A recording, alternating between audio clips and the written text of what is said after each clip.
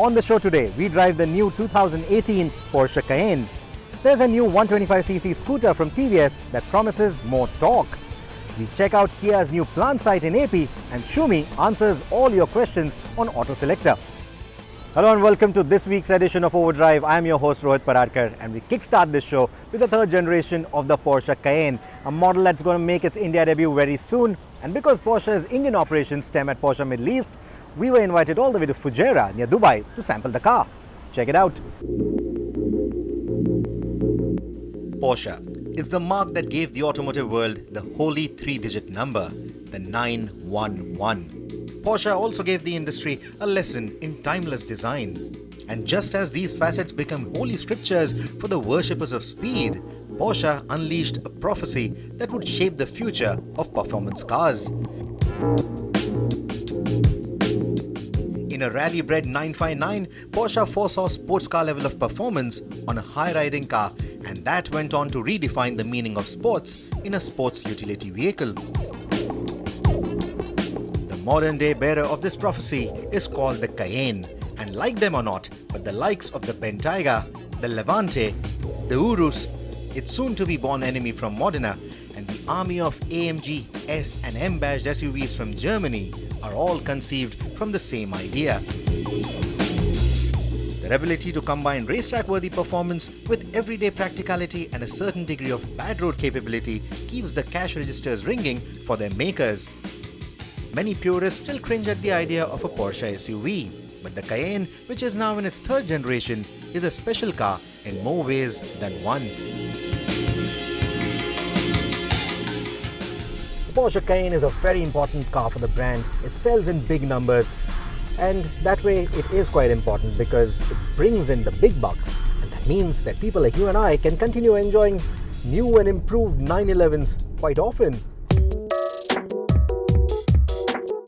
In typical Porsche fashion, the design is evolutionary and hard to differentiate from the outgoing model. Look at the boot for a seamless strip of glass enveloping the Porsche lettering and connecting the sleek LED taillights, and you will know is the new Cayenne. That strip also highlights the broad shoulders of the new model. Unlike typical Porsche designs where the bonnet is placed lower than the headlights, the new hood sits in line with them. The headlights can now be specified with adaptive matrix LED lamps. The bumpers retain their three-pot layout but have tighter shapes for the air intakes and cooling ducts and feature active flaps as well. The glass dome in the central lamp for the road monitoring cameras and the sensors looks a bit ungainly though. The Cayenne's roof has been lowered by 1 cm, while the wheel sizes have gone up by an inch across variants, and that, along with the tighter lines, make the overall profile of the Cayenne look athletic and significantly more compact than the rest of the lineage.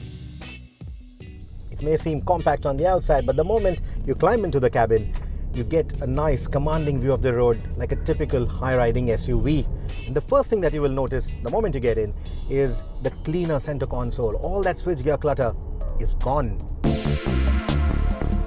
Pressure touch switches like in the new Panamera replace the conventional switchgear and reduce the visual clutter. A 12.3-inch infotainment screen grabs attention away from the trademark Porsche clock and dominates the Cayenne typical vertical profile of the dashboard. It feels like they stashed a netbook into the dashboard. The software feels like it too. You can customize the layout, you can have your own apps, you can have a Wi-Fi hotspot, and you can also stream entertainment off the internet. I love the new instrumentation too.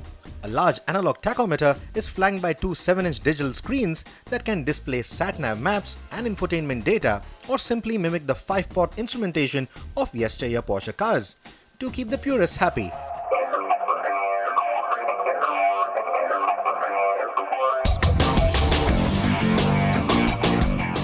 We were invited by Porsche Middle East to sample the new Cayenne along the seashore of Fujairah near Dubai.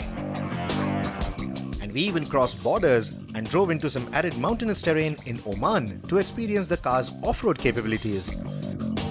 Smooth tarmac always puts a smile on the Cayenne's face, and our drive rolled out plenty of it for this vehicle. The new turbocharged V6 petrol engines in both the Cayenne and the Cayenne S sing melodiously to their 6000 plus RPM redline. The S sounds better with its 4-pot sports exhaust. Neither of these engines feel turbocharged and pull in a strong, linear manner. The bi-turbo engine in the Cayenne S just feels more eager with more on-tap power even when driving in normal mode. Sport and Sport Plus modes make the response much sharper, of course. Like most new age Porsches, you get this nice little rotary dial on the steering wheel that lets you cycle between different driving modes like normal, Sport, Sport Plus and individual. You also get a little switch in between that dial, which when pressed will give you a boost in power for about 20 seconds. It will tell you that the Sport Plus mode has been activated for 20 seconds with a countdown timer. So say you're driving in the city or cruising down the highway and you want to pull an overtake and you need that quick burst in power, press the switch and you get it. However, though it says that it engages the Sport Plus mode, it only makes changes to the engine character. It will not make any changes to the suspension behavior. That's because Porsche believes that making sudden changes to the chassis may not be a good idea. And I agree with that. Choose the Sport or Sport Plus mode manually though, and the optional adaptive suspension will stiffen up to impart tauter dynamics. Apart from maintaining a near flat ride through corners, it also lets you raise the body for going off the beaten path. For the latter, the Cayenne has some finely tuned toys too. It gets two lockable differentials which will alter their behavior depending on the presets you choose: gravel, sand, snow, etc. Despite the road bias P0 tires, I think this car has a decent capability off the beaten path as well. Now, the kind of terrain that we have been driving around on right now is very similar to what you would encounter in Ladakh during the off-season period, let me put it that way. And I don't think you would subject a Cayenne to anything worse than that kind of terrain back in India. So I think it does a pretty good job. It's also got a nice hill descent control, which unlike some of the other cars where the moment you tap the throttle is deactivated, here it's still always active. You can control the speed using the brakes or the throttle the way you like. But if you don't want to do it, just get off the pedals and the car regains control and it works like magic. On the road, the tires are an absolute delight. They seem to have never-ending grip, and Porsche's near-perfect dynamics are the sweet icing on the cake. The car now also feels lighter to drive than before, courtesy of the aluminium diet that forms 47% of its chassis construction and drops the weight by up to 65 kilos depending on the variant you choose. The Cayenne now also comes with the acclaimed rear axle steering, which makes it more agile. And there's the four-wheel drive system too. Porsche's four-wheel drive system is called the hang-on four-wheel drive system. Now what that means is, unlike a conventional four-wheel drive system where a certain degree of power is always fed to the front wheels as well, no matter whether you need it or not, Porsche's system can actually transfer 100% of the power and torque to the rear wheels. And that ensures good driving fun when you hit the twisties or when you don't really need the grip of a four-wheel drive. Apart from a highly alert but discreet safety net, Porsche also lets you opt for its new tungsten carbide coated disc brakes, which have better friction, lesser fade and brake dust, and a mirror finish appearance compared to the conventional cast iron brakes. On our drive, we didn't really push the limits of either types of brakes to identify any operational difference. But if you belong to a rare but expanding breed that takes SUVs to the racetrack, you might want to opt for these surface coated brakes, which are second only to the track-bred carbon ceramic brakes. Either way, the Cayenne is usually bought by those who want superiority in driving dynamics over the other luxury SUVs and crossovers in the market. I think with all the driving that we've done today on the highway, a little bit around the twisties, a little bit off the road as well, I think it would be safe to say that the new Cayenne is going to be a fun car to drive no matter what terrain you drive it on. And that is a very good news for anyone who is looking forward to buying the new Cayenne. The better news, however, is that the Cayenne and the Cayennes that we've driven today are probably going to be the last of the variants to come to the market. The new Cayenne begins its innings in India with the Cayenne Turbo. 4-litre bi-turbo V8, 550 PS of power and over 700 Newton meters of torque. Now that is something worth looking forward to. This is now time for the auto selector, when I'm going to toss your queries to Shumi and he's going to answer them. Hello Shumi, the first question comes from Mr. Deep Nayak. He wants to know, when will factory-fitted CNG scooters be available in India? CNG two-wheelers, do you know what mileages they are giving nowadays? You've got like the 100cc bikes giving 100 kilometers per litre. Honestly speaking, we don't know when any CNG powered two-wheelers will be available. The talk has been on for a while. We haven't seen any move by anybody to move towards production. Given the fact that BS4 has just happened, BS6 is around the corner, electric vehicles are being talked about, I honestly don't know when and if this CNG thing will ever happen for two-wheelers. So I would say if you're waiting for them, give it up, go buy something that you like. I don't think it's worth waiting for. Shumi, the next question comes from Mr. Balse. He drives a Dzire in Mumbai and wants to upgrade to an automatic transmission car. Now he wants to know what are his options, and his primary criteria are good after-sales service and decent mileage. I think this is a very common question. How do you move from a manual to an automatic? Because our traffic just keeps getting worse and there seems to be no solution immediately in sight. I would tell you your first option is to sell your Dzire and get the new one. The new Dzire already has more space, more features. It's a very, very nice car to drive and you'll get the automatic that you're looking for. Alternatively, you could upgrade to the next segment where you've got the City, you've got the Verna, you've got the Ciaz. Out of this, the City has just been updated, the Ciaz update is due, and the Verna has just been updated and it's now our car of the year, and that's what we'd recommend. So two choices, new Dzire, or you can go and pick up the upgrade option, which is the new Verna, or alternative to the Verna, City or Ciaz. Shumi, the next question is quite interesting. It comes from Rishikesh Patil. Now he wants his second car. It should seat 4 to 5 people and most of his driving will be out on the highway. His options are the Jeep Compass or the Toyota Innova. And if it's the Innova Krista, then should he go for the manual or the automatic? And again, if it's the Innova Krista, should he go for the 2.8Z in the automatic transmission? And how is it in terms of frugality and reliability as compared to the 2.4 litre variant? Your first option is the Jeep Compass. It's the smaller of the two cars, and that's one of the things that goes against the Compass, if anything at all. But I would say pick the Compass only if there is a heavy off-roading and serious off-roading component to what you're talking about. If it's just broken roads, we know the vehicle that works really well in India, and that's the Innova. The Innova's biggest challenge is now the price, and if you can afford an Innova, there's really no reason for you to consider anything else. Of the two options you've mentioned, the 2.4 manual is good enough for you. If, however, you think you're going to do a lot of fully loaded work or have 7 passengers or something like that, that's the only requirement for which I would say think about the 2.8. Otherwise, the 2.4 should be just enough vehicle for you, and the Innova is perfect for our conditions, whether the roads are good or bad. So we could make time only for these questions on this week's show, but you can send us all your queries at helpdesk@overdrive.co.in, or you can send them to us on Facebook, Twitter, or any of our social media networks, and we'll try and get them answered as soon as possible, even on the show. It's time now for the motoring news. Earlier this week, we went to Andhra Pradesh to take a look at Kia's upcoming new plant. Take a look.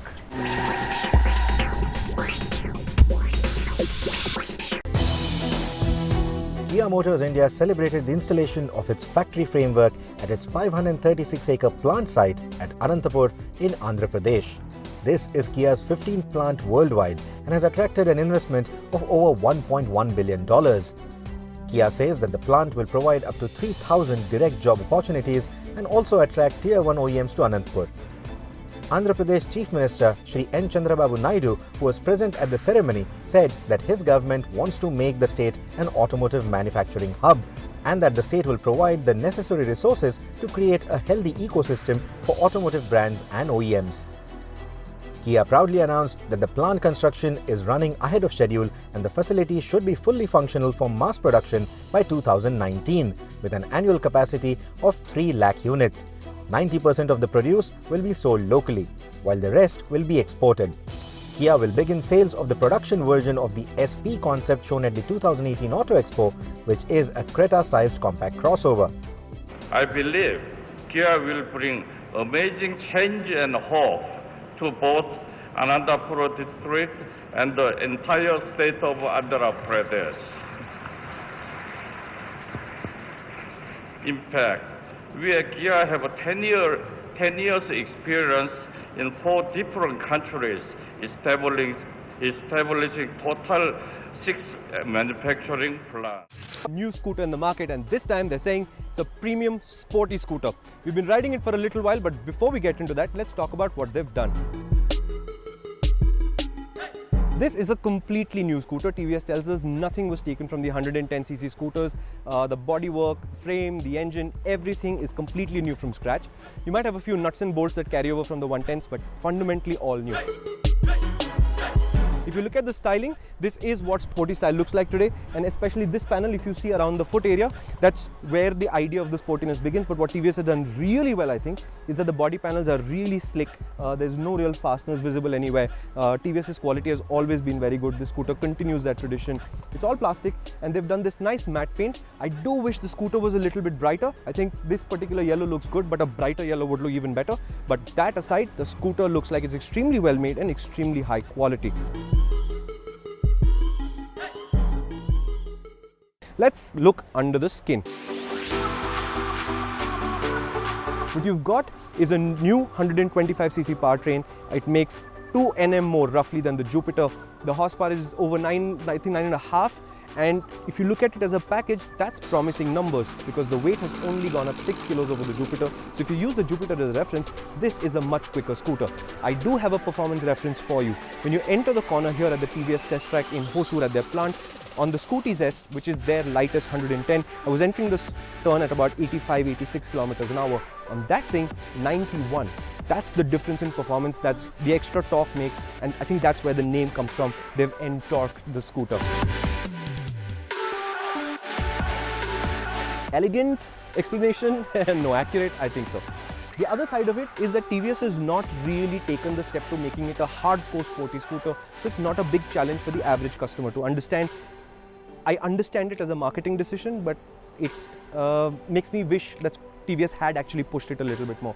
What I mean by that is if you look at the suspension, you've got telescopic forks and you've got a monoshock at the back, and they're tuned not to be too supple or soft, but they're just halfway between sportiness and comfort, tending a little bit more towards comfort than I would like.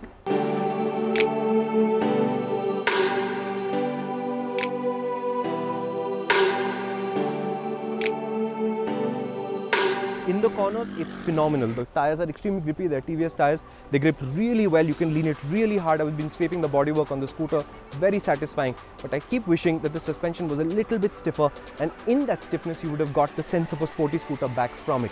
The flip side, the ride quality should be actually quite good for a sporty scooter, and it will be stiffer than the average scooter, but not even close to as stiff as, for example, the Aprilia SR150. That's the package they've made. But TVS are not done, because what they've also done is given us an instrument cluster that talks to the phone. You sync it by Bluetooth, currently only on Android. There is a Play Store app that you can download, and it's got all the basic features in it. You've got navigation assist. It tells you how much fuel you've got. It'll put on the screen the location you're in, just in case you're out on the highway, you see a nice place and you're trying to figure out where you are. Little features that really add up. The screen doesn't really look very fancy. The graphics are kept neat and simple, so it should be easy to read, but the feature set is complete.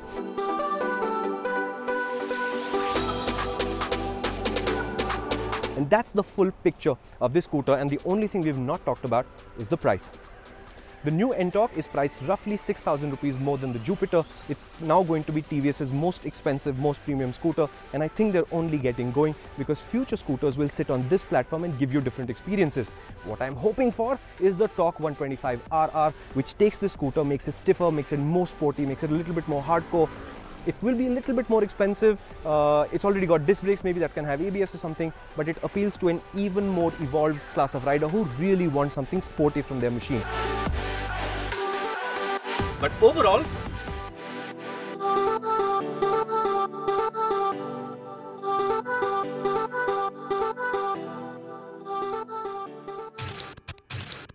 Well, that ended on a positive note for Shumi, but this is just the start. This is the beginning of a year with a lot more exciting scooters and two-wheelers and of course cars as well. There's a lot to look forward to, but today, this is all that we have. It's the end of today's show. Do follow us on Facebook and Twitter. Do subscribe to our YouTube channel. And until next week, goodbye.